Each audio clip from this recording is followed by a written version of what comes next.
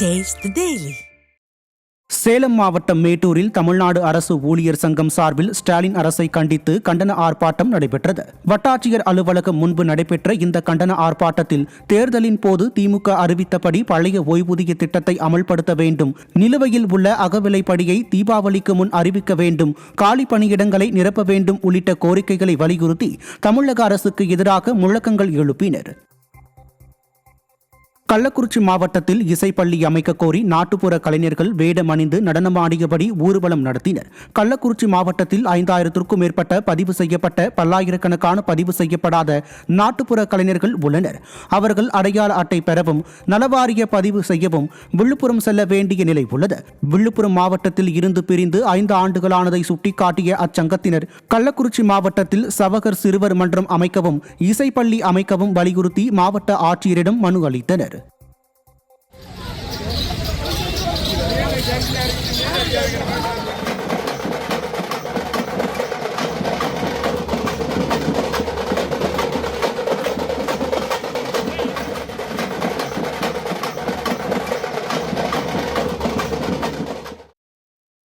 பார்த்தீங்கன்னா குறைஞ்சபட்சம் ஒரு 20,000 பேர்த்துக்கு மேலே இருக்கிறாங்க.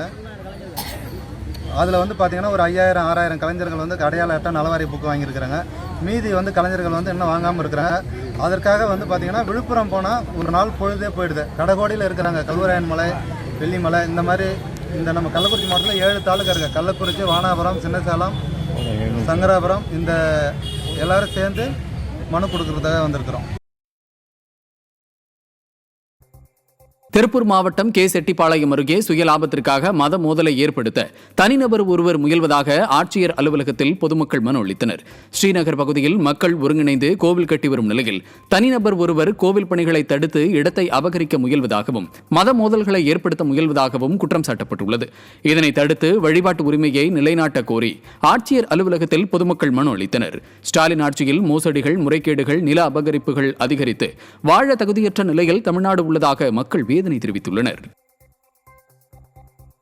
திருப்பத்தூர் மாவட்டம் வாணியம்பாடி பகுதியில் உள்ள தேநீர் கடையில் கொள்ளை நடந்த சம்பவத்தால் அப்பகுதி மக்கள் அதிர்ச்சி அடைந்துள்ளனர். நூருலாப்பேட்டை பகுதியைச் சேர்ந்த முகமது தாரிக் என்பவரது தேநீர் கடையில் நள்ளிரவில் கடைக்குள் புகுந்த கொள்ளை கும்பல் கடையில் இருந்த 9,000 ரூபாய் பணம் மற்றும் 50,000 ரூபாய் மதிப்பிலான பொருட்களை திருடிச் சென்றுள்ளது. ஸ்டாலின் ஆட்சியில் அரங்கேறி வரும் தொடர் கொள்ளை சம்பவங்களால் பொதுமக்கள் அச்சமடைந்துள்ளனர். தூத்துக்குடி மாவட்டம் கோவில்பட்டியில் குடியிருப்புகள் மத்தியில் தனியார் செல்போன் டவர் அமைக்க எதிர்ப்பு தெரிவித்து அப்பகுதி மக்கள் போராட்டத்தில் ஈடுபட்டனர். தனியார் இடத்தில் செல்போன் டவர் அமைக்கும் பணி நடைபெறுவதை அறிந்த பொதுமக்கள் இதற்கு எதிர்ப்பு தெரிவித்து செல்போன் டவர் அமைப்பதற்காக தோண்டப்பட்ட பள்ளத்தில் இறங்கி போராட்டத்தில் ஈடுபட்டனர். குடியிருப்புகள் நெருக்கடியாக இருக்கும் இப்பகுதியில் செல்போன் டவர் அமைத்தால் தங்களுக்கு பாதிப்பு ஏற்படும் என போராட்டத்தில் ஈடுபட்டவர்கள் தெரிவித்தனர். மதுரையில் தங்களுக்கு வழங்கப்பட்ட பட்டாவை முறைகேடாக மாற்று சமூகத்திற்கு வழங்கிய விடிய அரசை கண்டித்து பழங்குடியின சமூகத்தினர் உண்ணாவிரதத்தில் ஈடுபட்டனர். மதுரை பெருங்குடியில் குறவரியின மக்களுக்கு 2016ஆம் ஆண்டில் அதிமுக ஆட்சியில் இலவச வீட்டுமனை பட்டா வழங்கப்பட்டது. இந்நிலையில் விளிம்புநிலை மக்கள் மீது என்றுமே தீராத வெறுப்பு கொண்ட திமுக அரசு அந்த இடத்தை வேண்டும் என்றே 2023ஆம் ஆண்டு வேறு சமூகத்திற்கு பட்டா வழங்கி விளம்பரம் தேடியுள்ளதாக குற்றம் சாட்டப்படுகிறது.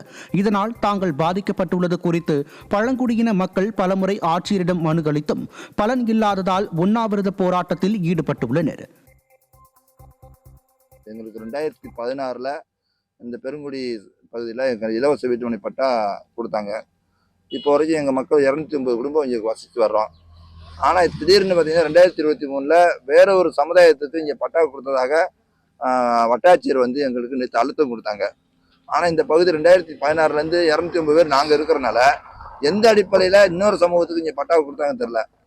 இங்கே பார்த்தீங்கன்னா ஒரே பழங்குடியின மக்கள்னால வேறு சமூகத்தோடு இவங்க ஒன்றிணைந்து பயணிக்க மாட்டாங்க.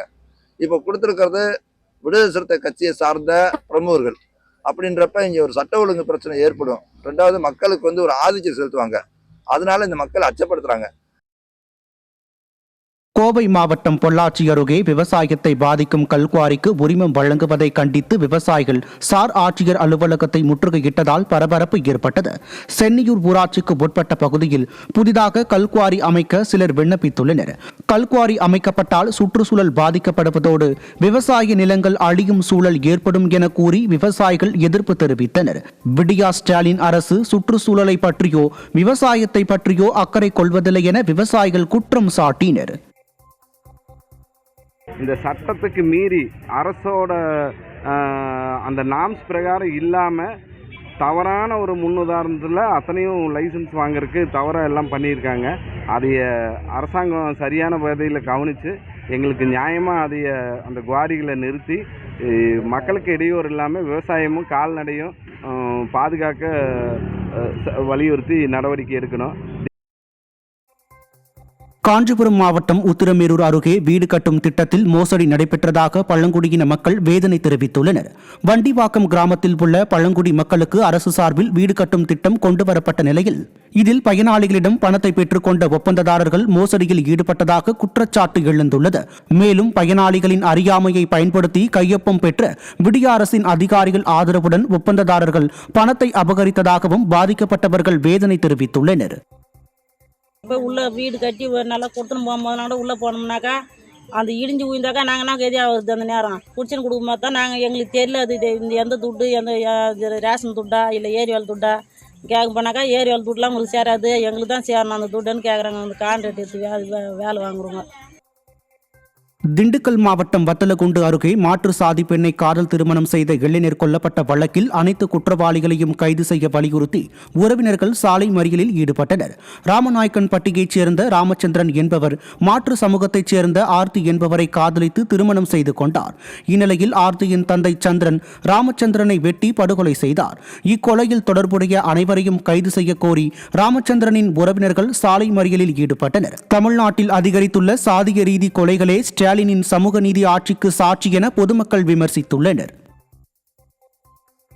திருவள்ளூர் ஆட்சியர் அலுவலகத்தில் நடைபெற்ற மக்கள் குறைதீர்ப்பு முகாமில் விவசாய நிலத்தின் பட்டாவை உயிரிழந்த நபரின் பெயரில் தவறுதலாக மாற்றியது குறித்து பல மாதங்களாக நடவடிக்கை எடுக்காததை கண்டித்து திமுக சட்டமன்ற உறுப்பினர் VG ராஜேந்திரன் மற்றும் அதிகாரிகளிடம் வாக்குவாதத்தில் ஈடுபட்ட பெண்ணால் பரபரப்பு ஏற்பட்டது. விடையூர் கிராமத்தில் அனிதா என்பவரின் தந்தையின் நிலத்தின் பட்டாவை ரத்து செய்து வேறு ஒருவரின் பெயருக்கு பட்டா மாற்றி வழங்கியதாக தெரிகிறது. உரிய நேரத்தில் நடவடிக்கை எடுக்க தவறிய விடிய அரசின் அதிகாரிகள் மற்றும் MLA ஆகியோர் அப்பெண்ணின் கேள்விகளுக்கு பதில் சொல்ல முடியாமல் திகைத்தனர்.